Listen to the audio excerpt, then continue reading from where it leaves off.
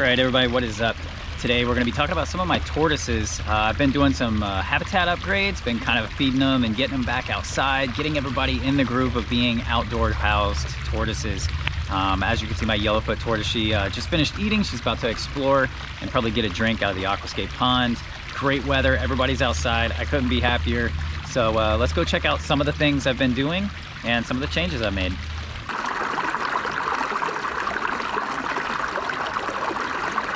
On the porch, I also have my young cherryhead redfoots, the ones that I got from Charlie Moorcroft. These guys are out here just getting some natural sunlight, getting to hang out for a little while before they go back inside. Still gonna build a couple of like little miniature outdoor setups for these guys, but you know, temperatures are still kind of swinging a bit. It's getting down into like 50s at night, which is fine for older tortoises, but for these younger guys, they really need to be insulated a little bit more. And so I'm gonna bring them in at night. But these guys look fantastic. Their growth has been nice and smooth. They have nice smooth shells, even growth, putting on good weight, not growing too fast or too slow, and just eating a nice balanced diet. I give them a mix of greens, a little bit of fruit, not too much. I do supplement with some Missouri tortoise diet, but just mostly greens, vegetables. Every now and then I'll actually throw a little bit of protein in there because these guys do like protein. But overall, just easy to raise, easy to care for, great personalities. They become a little bit more friendly as they get older. As little guys, they're pretty shy, but I love redfoot tortoises. They're some of the best pet tortoises there are.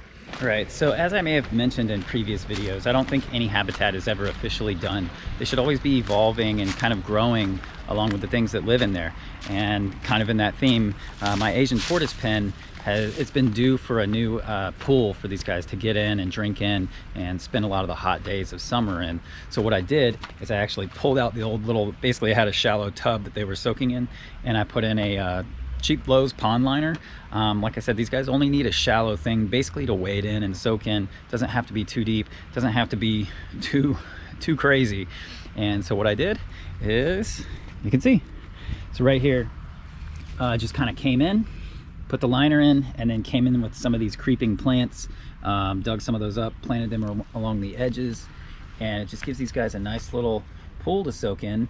They can kind of come out of their hide, wander in here, get a nice little soak, drink some water, and works out pretty good.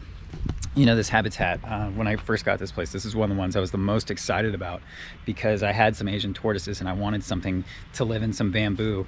And when I saw that the backyard here had all this bamboo, I was so stoked. I was like, this is what I want. This is what I want for them to live in. And it's really cool because it's fun to watch them kind of go through their routine of the day, and they kind of come out, mosey around, get a drink, and then they'll go up into the bamboo. So one thing I'm also looking forward to adding on to is actually expanding this back out so that it gets the rest of that little bamboo forest, and these guys just have a whole little bamboo forest to enjoy. I am also planning on, once this pond is kind of naturalized a little bit more and there's some more aquatic plant growth happening in there, we're going to add some little fish and crawfish, and then I'm going to throw my I'm going to put my Hyosemis grandis in there and let them enjoy it as well.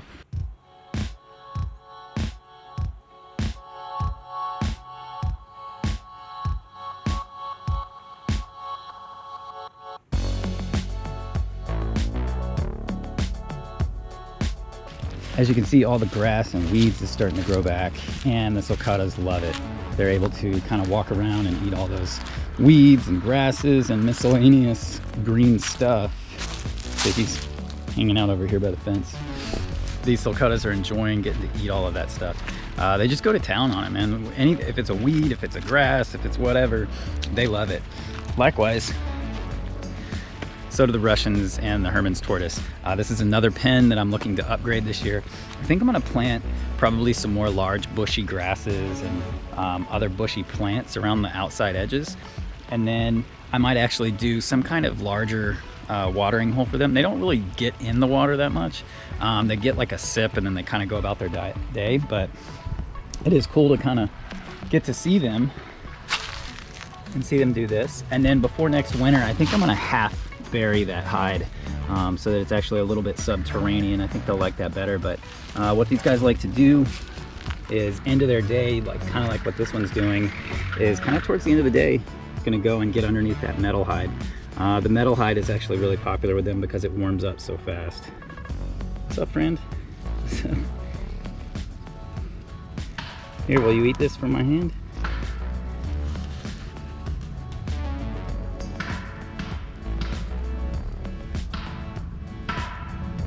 You want it?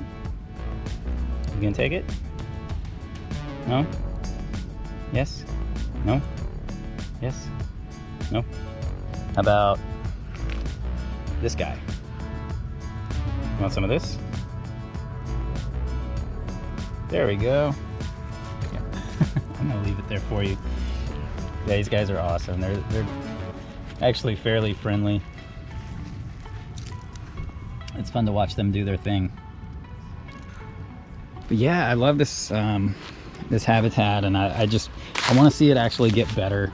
It is fun to see all the grasses and stuff start to come back, but I just, like everything I do, I just want it to grow and get better.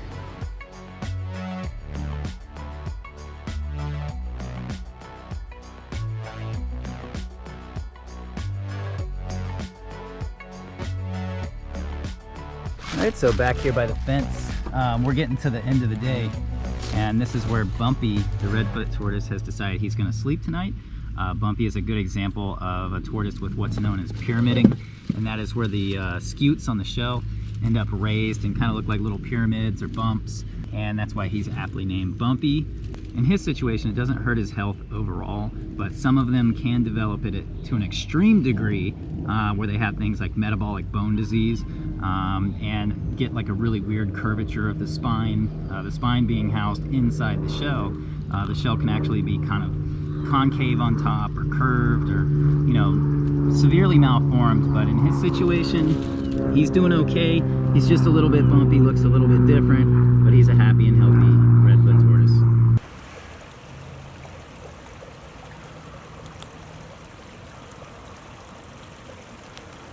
All right, guys, so really that's it.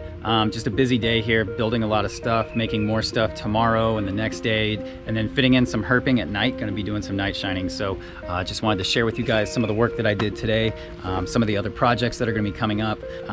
Always keep evolving your setups, always keep adding on to and building and finding new ways to make them better and give new things for your turtles and tortoises to interact with. It'll always make them happier, healthier, and I think you'll enjoy it too. Thank you guys so much for watching this video.